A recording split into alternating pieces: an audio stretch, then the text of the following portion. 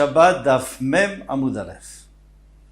Alors pour une fois, nous commençons la troisième ligne de ce Hamoud. Itma, il a été dit au Beth Midrash, Chamin Shiur Chamu Merev Shabbat. Donc on a chauffé de l'eau avant Shabbat. Est-ce qu'on peut utiliser pendant Shabbat pour se baigner? Rav Amar Lemachar Rochetz Baem Kol Gufo Ever Ever. Rav lui dit, on peut se laver totalement, entièrement avec cette eau, mais attention, membre par membre, les mains, les pieds, pas tout en même temps. On est toujours dans la xéra de Mechatzaot, de la xéra. On n'a pas envie que les gens se baignent dans l'eau chaude pour pas inciter les intendants des bains publics à chauffer. Tout ça, on va voir plus loin dans la Gemara. C'est la panav yadav veraglav. On a permis seulement panav, sa figure, ses mains et ses pieds. Donc on verra souvent ça encore. Panav, encore une fois, j'explique, et puis après on n'aura plus besoin de traduire. Panav, sa figure, yadav, ses mains, veraglav et ses pieds. Mais tu veux la Gemara demande, on a une braïta contre Rav. Chamin Shiur Chamu Merev Shabbat, l'eau chaude qui a été chauffée Rev Shabbat. Nemachar le lendemain ochetz baem panav yadav veraglav, on peut seulement la figure, les mains et les pieds. Aval lo kol gufo, pas tout son corps. Tiufta, des Rav, donc c'est une question contre Rav. Amar lecharav, Rav te dira, lo kol gufo bevatachat, bien sûr. Et là, ever.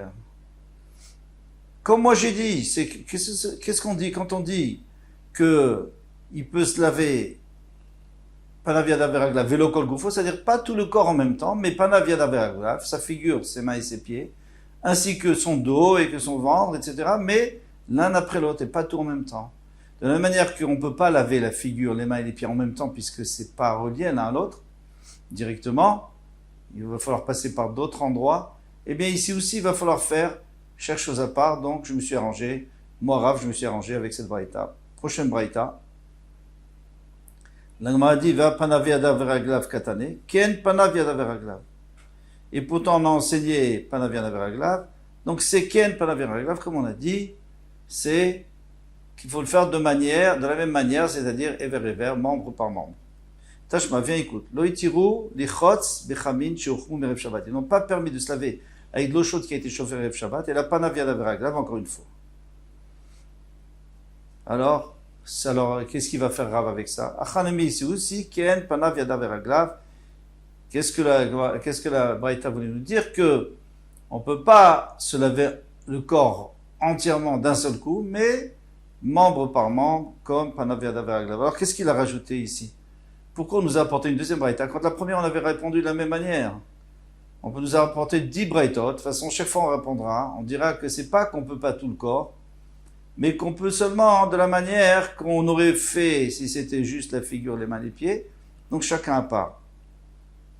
Et la réponse, c'est que ici, c'est un peu plus embêtant. Pourquoi? Parce que dans la deuxième, c'est dit négativement. Lo itiru. On n'a pas dit mutar panav yadav veraglav. On dit lo itiru. Et là, on n'a permis que ça. Quand on dit on a permis que ça a l'air qu'on est encore plus restrictif. Et là-dessus, la Gemara dit non, on peut aussi s'arranger en disant kien panav veraglav comme panav yadav veraglav. Tania Kavate de Shmuel. Maintenant, une braïta qui est exactement comme Shmuel, donc contre Rav. Chamin Shiur Chamu Merev Shabbat, le machar, le lendemain. Ochetz baem panav yadav veraglav, il peut se laver panav yadav veraglav. Aval lo kol gufo, mais pas tout son corps ever, membre par membre.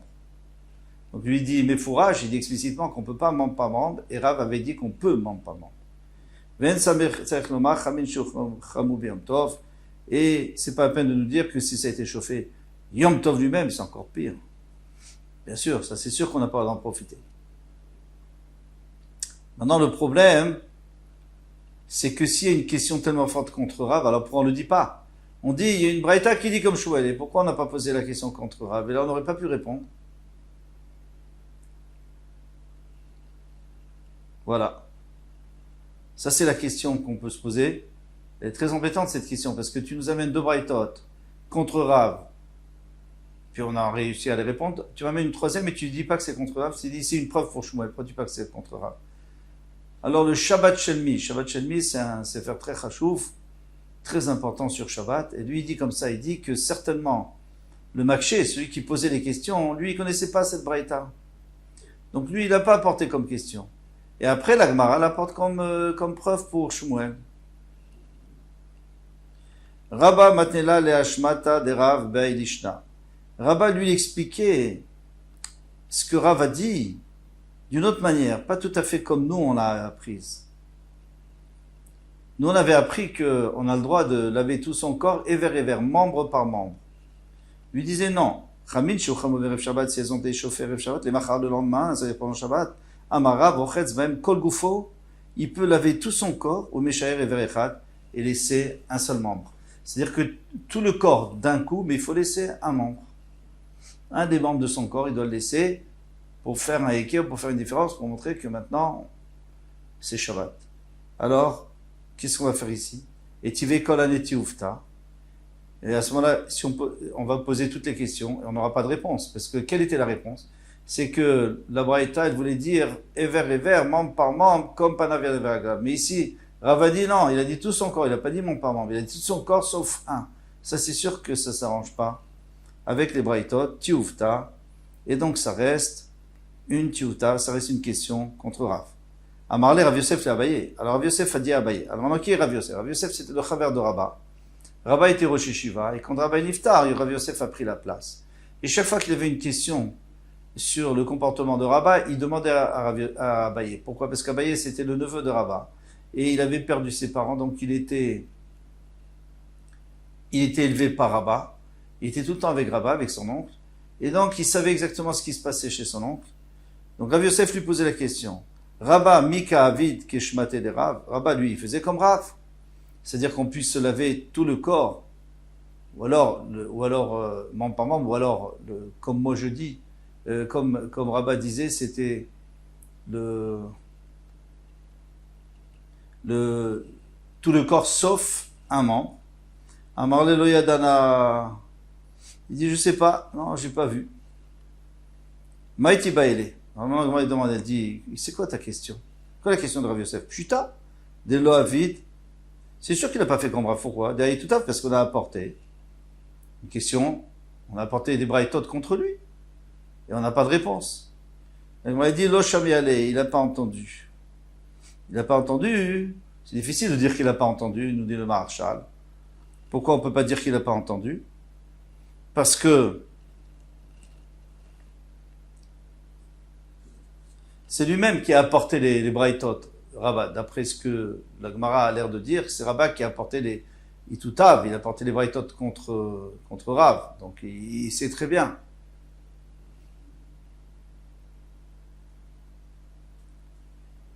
Et il y a une autre raison. Même disons que c'est la Gemara qui a apporté les braïtot. Comment tu peux savoir que Rabat l'a pas accepté? Pourquoi il n'aurait pas accepté ces questions? Donc Roshami allait, il n'a pas connu, il connaissait pas ces questions. Pourquoi pas? Il connaîtrait pas ces braïtot. Roshami allait nous dit le Maharshal, c'est-à-dire il n'a pas été d'accord avec les questions. Pourquoi? Il n'a pas accepté. Pourquoi? Parce que lui il dit, et d'ailleurs on le sait très bien, que Rav c'est Tana ou pas les Rav, il a la force d'un Tana, il peut s'il veut contredire les Tanaïm. Mais maintenant, s'il n'est pas d'accord avec ça, alors c'est sûr qu'il a fait comme Rav. Pourquoi? D'Amar Abaye. Donc en fait, la Gemara, elle essaie de répondre. Alors, elle essaie de répondre. Rabat, est-ce qu'il a fait ou il l'a pas fait? S'il est d'accord avec les questions, il l'a pas fait. S'il n'est pas d'accord avec les questions, alors il a fait. Il fait comme Rav, bien sûr qu'il fait comme Rav. Pourquoi? D'Amar Abaye, parce qu'Abaye a dit, Kol mille et démar, mon maître, donc c'est-à-dire Rabat, Avid qui Rav, il fait comme Rav. Bar Manetlat, David qui est Shmuel. Sauf 3 qui fait comme Shmuel. Donc, et dans ces 3, il n'y a pas celle-ci là. Celle de Kol Gufo, de tout son corps, Chutz Mever Echad. Ça, elle n'y est pas. Donc, c'est sûr qu'il faisait comme Rav. C'est quoi les 3 choses? Metilin mi beged et beged.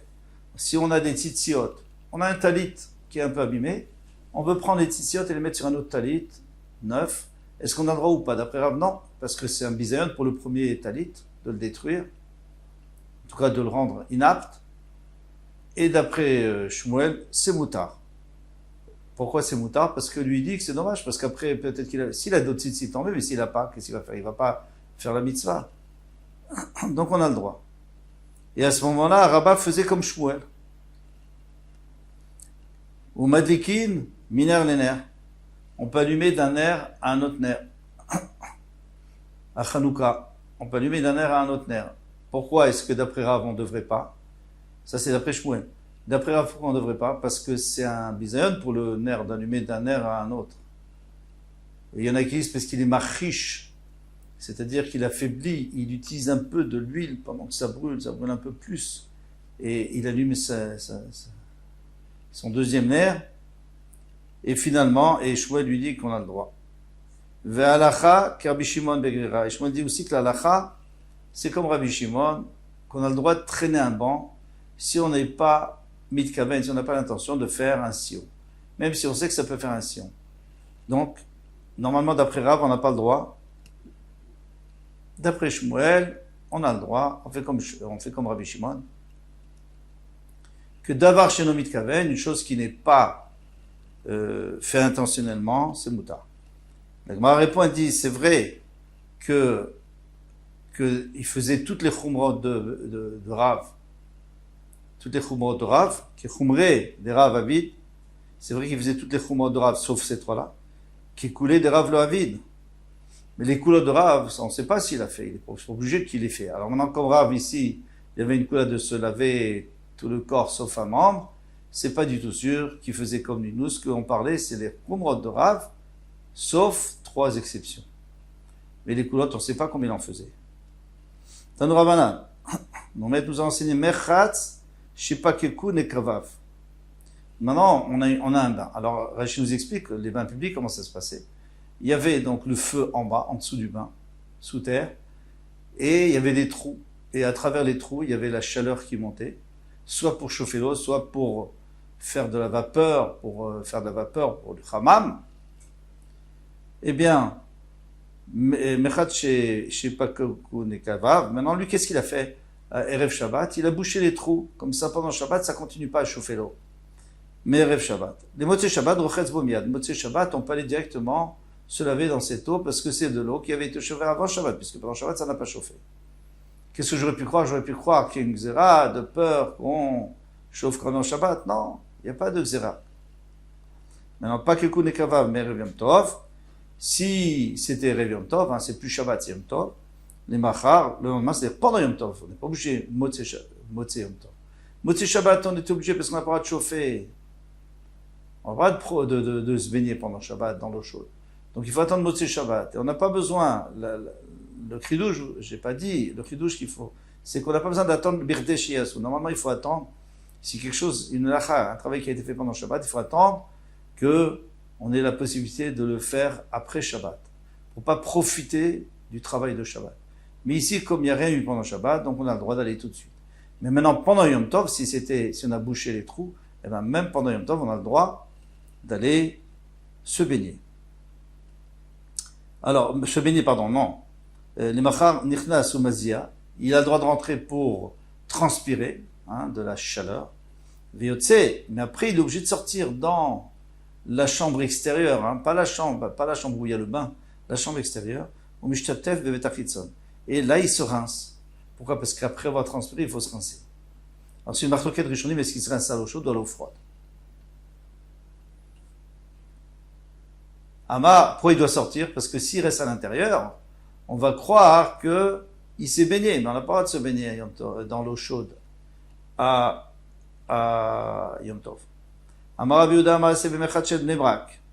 Il y avait un bain à Bnei Brak, je ne sais pas, Keku Nekavav, donc ils avaient bouché les trous Merev Yom Tov. Les Machar Manichnas Rabbi Eliezer Ben Azaria, Rabbi Akiva, Veziou. Ils sont rentrés, comme on a dit, Veziou Bo, et ils ont transpiré, Viatsu, et ils sont sortis, Shatfou Betachitson.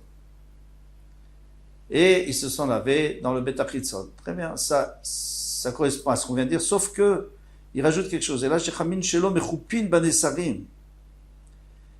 Ils avaient peur, ils avaient couvert, donc on avait couvert le bain qui était bouillant, donc dans la chambre intérieure, pour pas que ça réchauffe l'eau de l'extérieur. Parce qu'après, les gens diront que tu as profité du bain de l'intérieur pour chauffer l'eau de l'extérieur. Donc elles étaient couvertes, le bain était couvert avec des planches.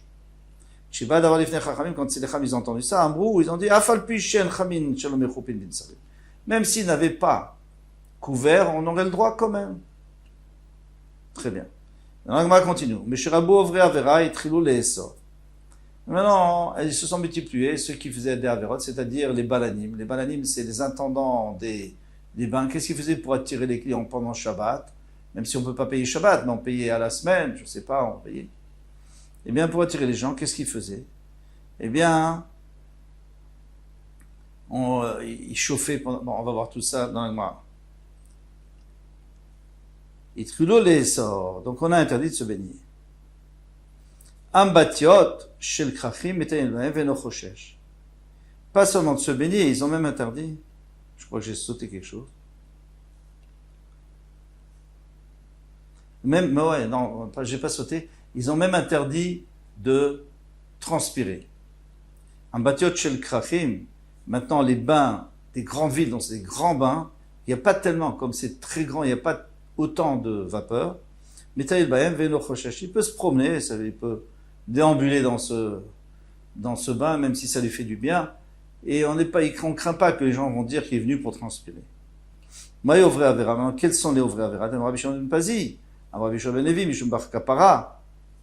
Alors il a dit Rabbi Shimon ben Pazi, au nom de Rabbi Bar Kapara, Betrila Yurochatzim, Bechamin Shuchamu Merev Shabbat. Avant, on avait le droit de se baigner dans de l'eau qui a été chauffée Rev Shabbat. Pourquoi pas? Puisqu'il n'y a aucun problème. Ça a été chauffé Rev Shabbat, il n'y a pas de problème. Itrilu abalanim le'achem beShabbat. Les intendants, ils ont commencé à chauffer pendant Shabbat. Ve'ombri merev Shabbat uchamu. Et ils disaient, non, c'est de l'eau de hier, ça. Asru et achamin, donc ils ont interdit de se baigner dans l'eau chaude. Ve'itiru taziam, ils ont laissé se transpirer, parce qu'on ne va pas chauffer que pour ça, que pour que les gens transpirent. C'est un chashash, c'est un risque assez lointain. Qu'est-ce qu'ils faisaient les gens? Ils rentraient, ils disaient, ah non, on vient juste pour transpirer son endroit, et puis finalement, ils allaient se baigner. Alors, ça sert à rien, toute la takana qu'on a fait, elle est tombée à l'eau. C'est le cas de dire. Alors, Asrou, la Metazia, on leur a interdit, même l'Asia, même de transpirer. Mais ils ont laissé Chamet Veria, les bains. Donc les bains de Tveria qui sont de l'eau naturelle qui sort du sous-sol, là il n'y a pas de risque que les intendants chauffent, puisque de toute façon c'est déjà chaud. C'est l'eau thermique, des thermes. Alors qu'est-ce qu'ils faisaient les gens de Tveria? Ils rentraient là-bas dans les bains de Tveria, et ils utilisaient l'eau chaude qui avait été chauffée Rev Shabbat, donc par le feu. Ils disaient non, on était juste dans les bains de Tveria. Je suppose que c'était plus agréable, ou peut-être plus chaud. Donc ils ont interdit aussi Chamet Veria. Veitirulahem et Tatsunaim. Mais ils leur ont permis seulement de se laver à l'eau froide. Ils ont vu que c'était impossible, les gens tenaient pas le coup, c'était trop dur pour eux. Surtout qu'il n'y a aucun problème, puisque jamais quelqu'un va chauffer l'eau de Tveria, puisque c'est naturel. Itirulahem Chamet Veria, ils leur ont permis Chamet Veria. Mais la transpiration, ça ils ont toujours interdit de rentrer dans le hammam pendant Shabbat ou Yom Tov. Maintenant, il y a un problème ici qui est très dérangeant, c'est qu'on dit que les balanim, donc les intendants, ils chauffaient pendant Shabbat. Quand on est choshed, on soupçonne un juif d'être Mechal Shabbat, c'est très difficile. C'est pas, si tu l'as vu, d'accord, mais de quoi faire une xéra, c'est-à-dire que c'était quelque chose d'assez fréquent. Alors le Rashba nous explique, il nous dit, mais non, il ne chauffait pas pendant Shabbat avec un issour de Shabbat. Qu'est-ce qu'il faisait? Il mettait beaucoup de bois avant Shabbat. Shabbat ne faisait rien du tout. Mais ce bois-là, il chauffait pendant Shabbat l'eau. Qu'est-ce qui se passe? Il n'y a pas de problème d'après la Torah, il n'y a aucun issour. Ils ont fait un issour de peur chez Maïchate, de peur que le feu baisse d'intensité et qu'il attise. Donc ils ont interdit. Alors comme ils ont interdit, et alors les gens transgressaient Midirabanan, ils ont dit alors ça ne sert plus à rien maintenant, nous on fait des takanot, et finalement, par derrière, ils font contre nous. Donc ils ont interdit tout ce qu'on a dit là, sauf l'eau froide. L'eau froide, on ne craint pas. Amaraba, et pour terminer, Haïman de Avar Aderabanan, quelqu'un qui transgresse un issour de Rabanan, pas de la Torah, Charele Mikrele Avariana, on peut l'appeler un varian. On peut l'appeler un varian, c'est-à-dire un transgresseur. Pourquoi on l'appelle pas un rachat? Parce que rachat, c'est plus que ça. C'est pas que varian, c'est les isurim des Rabbanan et rachat, c'est un issur de la Torah. Parce que même, on a vu rachat aussi pour les isurim des Rabbanan. Ce mot rachat, c'est quelqu'un qui fait ça, d'après certains, Mefarshim, c'est quelqu'un qui fait ça très souvent, c'est un rachat. Celui qui fait une fois, il s'appelle avarian, c'est un transgresseur. Très bien. La Gemara demande Keman, et comme qui ça va ça, qu'on peut l'appeler avarian. Kaitana, comme notre Tana qui a dit qu'ils se sont multipliés, le vrai avera, donc on les appelle des avarianim. Non, si vous me demandez, mais pourquoi on ne pourrait pas les appeler des avarianim? Bien sûr qu'ils transgressent. Parce que la Shonara, c'est pas évident, il faut faire attention à la Shonara. Il faut faire attention, c'est quelque chose de très grave, il faut s'éloigner du Lashon Hara. Alors pourquoi ici on a le droit? Parce que malheureusement, si lui transgresse les Isurim des Rabbanan, c'est très grave. Pourquoi? Parce que les gens vont le suivre et après ça peut aller très loin. Donc pour protéger, ça s'appelle Lashon Hara, les toilettes, pour le bien, pour un Lashon Hara qui va servir, qui va aider à protéger les gens des Isurim, et ça, c'est sûr qu'on a le droit et c'est même encouragé. On est même encouragé de le faire. À bientôt, Bezrat Hashem, Kol Tov.